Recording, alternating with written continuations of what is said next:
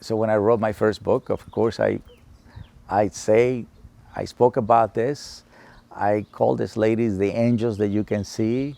And of course, that Cocker Spaniel was another angel that you can see. Without that Cocker Spaniel, and these ladies were easily can say no thank you. And so my fourth favorite thing was I took a shower. I took my first shower in the United States. And guess what it was? In a bathtub. The same bathtub that I've been giving dogs a bath, I took a shower. My first shower in America was in a bathtub that was made for dogs, to bathe dogs. Yes, with dog shampoo. It was nothing else.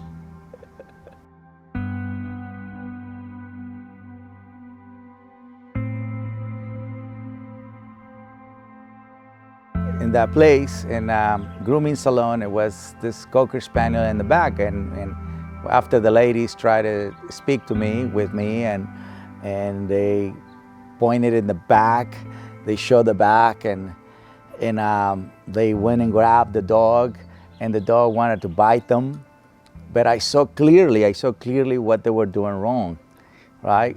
Automatically, it's just like I said, second nature, first nature. I just knew what they were doing wrong. And that Cocker Spaniel was there for me to show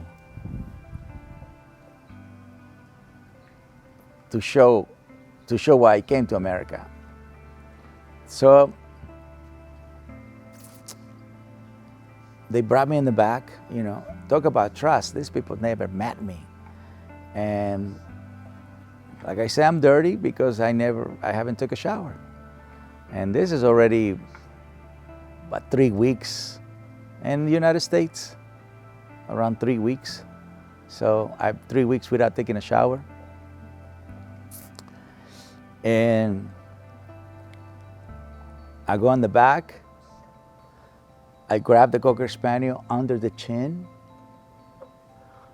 and I begin to groom him because they gave me this picture of a book where what they wanted from the dog, and the dog they couldn't groom him because the dog was, every time they put the blade or the clippers, they put the clippers on it, the dog would go after them, right? So it was kind of hard. Like I said, these were older ladies, so I'm pretty sure they were just, that's it. We don't want to do this anymore, or we don't have the strength. I don't know, but I'm just thinking that, what they were thinking. But to me, it's just a miracle that this Cocker Spaniel was there, and then the ladies let me go in the back so I can groom him. So that day, from making $1, $5 a day, because really I have no idea about the value of time, because in Mexico they don't pay you by the hour, they pay you by the day. And so having money to eat, that becomes the norm. Yeah, you work so you can feed people. You don't work so you can earn money and save it. And what would you do 5 years from now? That concept is I learned it in America. The value of time, and time is money, and things like that. I definitely learned to work in Mexico, to have good integrity, to be a hardworking person, to have passion, and to be creative. Those are things that I learned in Mexico. But the strategy and the whole statistics and the whole logistics, something that I learned in America, right? To be a businessman. But in the meantime, I was not a businessman. I was just a young man with a skill that I didn't know I had a skill, right? I was just very confident, and I had the love and joy of doing whatever, because I had the same energy of cleaning floors and cleaning dishes and cleaning cars. It's the same thing as cleaning a dog. So I'm just a good worker too, not just a good leader, but a good worker. So I gave that dog a shower. I groomed him. I finished it. And when it was time to go, the ladies handed me $60. $60. From $5 to $1 a day, I got $60. Because in grooming, they give you 50% of profit, right? Because you do most of the work and they have to keep the other half, which it was just so much money. It would have taken me a week to make $60, right? Every day I gotta work $5, $5, $5. It would have taken me 10 days to make $60, even $50, because I was just going, I'm just gonna go make $5 and just learn and keep walking, and you know, and just wait until I can cross to the next border, because you know San Clemente is another border, which is still in my mind, and you know, and probably you're wondering what was he doing in San Diego. Well, San Diego was just a temporary place to be, but I did so much in San Diego, so much of in 2 months in 2 months of a homeless person in San Diego, I achieved a lot, I accomplished a lot, and I learned a lot. And, you know, I survived, and it was just magical, right? It was like a backpacker, but with a different mission. And so $60. And I remember very clear that I grabbed $50 and give them back, because in my mind, why do I want so many hot dogs, right? So honestly, I had no idea. I know, very naive, and why would you return the money? And now that I know, you know, the value of money, or the value of time, or the value of, you know, myself, I would have just taken it, right? I would have said, yeah, I earned it. But back then, I just felt overwhelmed of being able to make $60 for grooming a dog. And that's when I understood, like, the value of dogs in America, right? That's when I understood, because there's no way in the world people will pay me $60. By the way, that means they charge $120. $120 for that Cocker Spaniel, right? To be groomed and to be bathed, to blow dry. It takes at least 2 hours. So $60, I give him back $50 back. Of course, the ladies didn't took them. In my mind is, why do I want so many hot dogs? But that day I left the happiest man on earth. And I'm not very frugal. You know, I don't spend my money. I don't throw the money. I always make sure I save. One thing I learned from my parents, to save. And when you grow up in poverty, you save, you save, you save. My dad gave me his $100, his whole life savings. He was only able to save $100, and he gave it to me. You know, so I learned to save, and so I save it. And the ladies told me to come back the next day. You know, come back.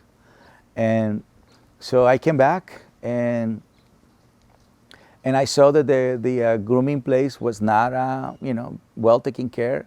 And I pride myself to be a Virgo, and it has to be beautiful, structure, clean. I didn't see it that way back then, but I had the same habits. You know, me living under the bridge, it was beautiful, structure, clean. And that's just, you know, that's just the way I am, and that's just what I always be. And so what I did when I wasn't doing anything, when I wasn't watching it, so I began to watch the dogs before they groomed them. And so which that takes a lot of time, and also they don't have to wet themselves, wet their hands, because it's a combination of the heat of the clipper and the water, right? So it can give them arthritis. Now I understand, right? So it can hurt you. It definitely, hot and cold is just it's not good. It's not good for them. So I became the guy who bathed the dogs. So, bathe them, blow dry them, prepare them, and they can just groom them. In the meantime, I began to clean that place like it was my home, right? Because I can't stand and a disorganized place. I can't stand it, and I can't stand a place that is not clean. I can't stand it. If I'm in a restaurant, I'm always cleaning. My kids call it, that I have this ADD, whatever they call it. I don't care. I just like the clean place, and so it'll work on my favor, right? Because the ladies needed that help. They didn't have the manpower, and there were two older ladies, and they were just used to see their mess, and they didn't think I guess they didn't think anything bad about it. And since those ladies, gave me that opportunity, I wanted to pay it back, even though my time now, is I did what I got to do. I don't have to do extra. I don't think that way. I still don't think that way.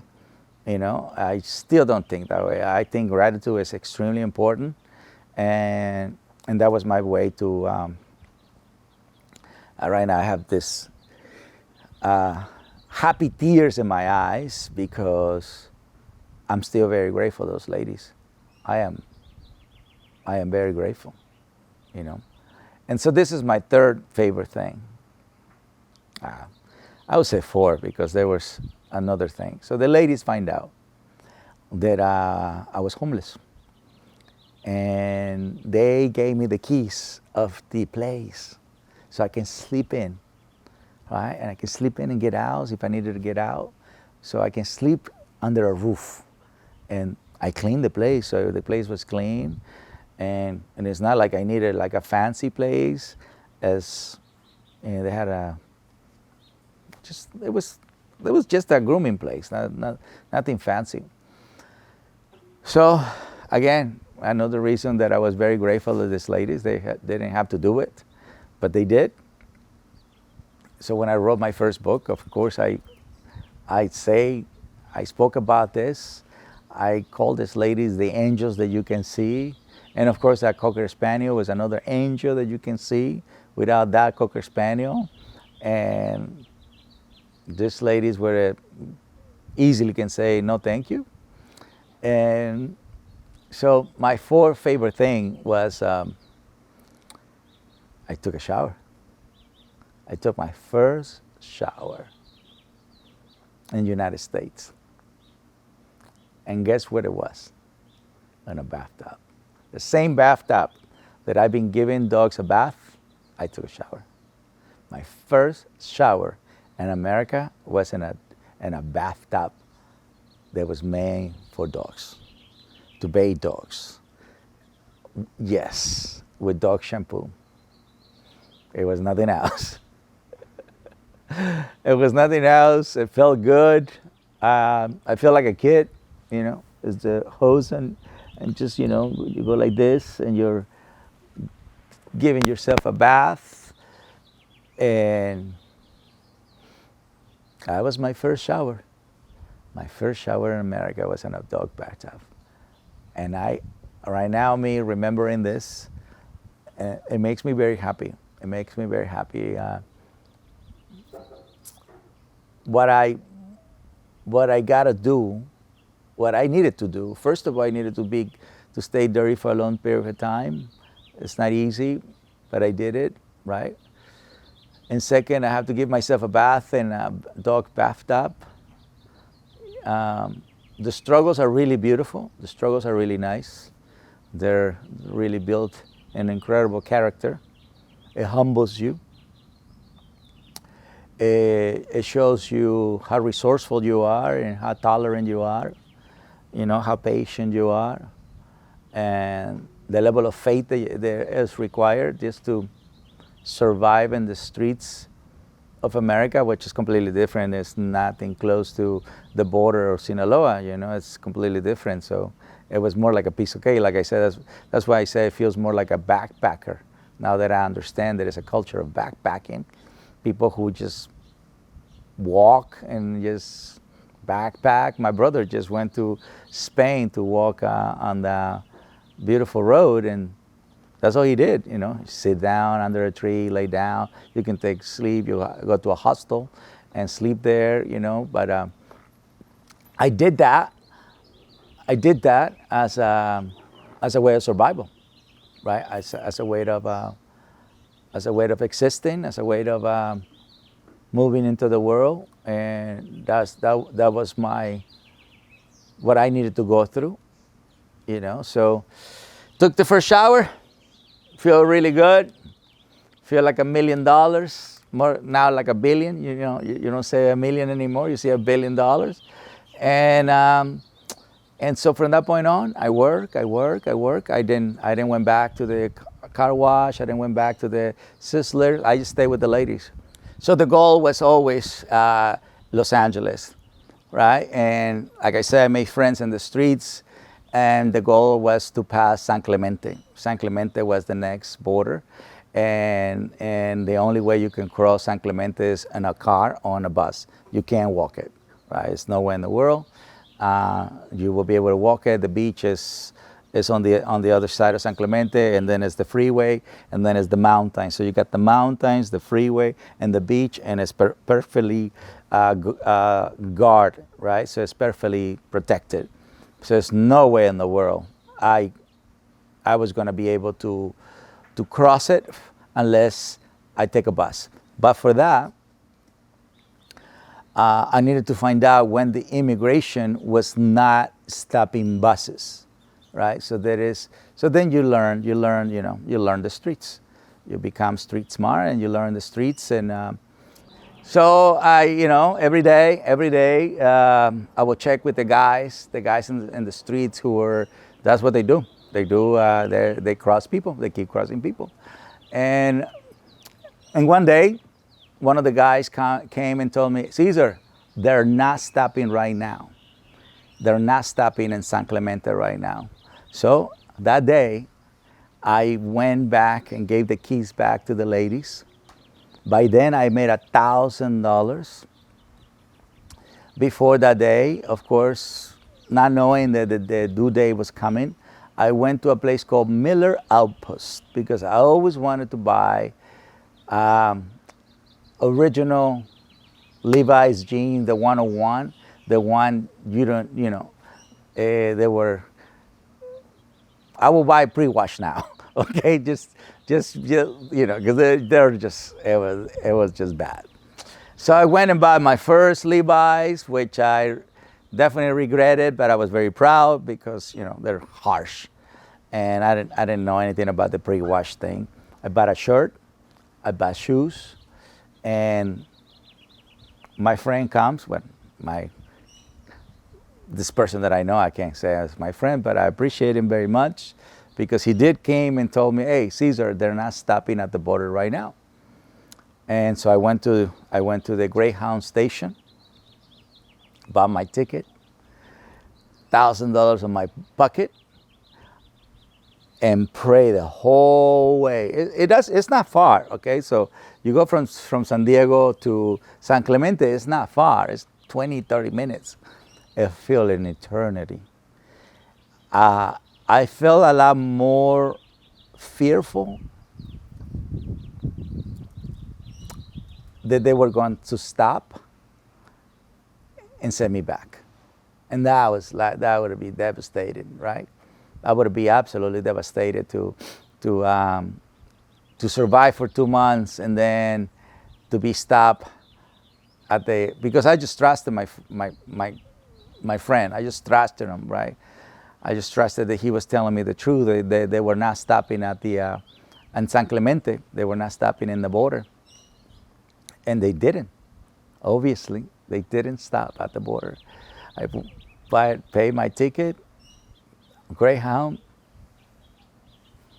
cross San Clemente, the biggest smile ever, the biggest breath I ever took back then, the biggest celebration I did, and I couldn't believe it. I couldn't believe that I lived in San Diego for 2 months, but Chula Vista is not considered San Diego, but I call it San Diego. And then I made $1,000.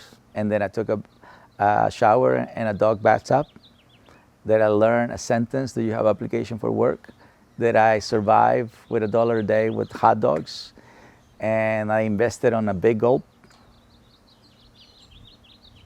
Not bad.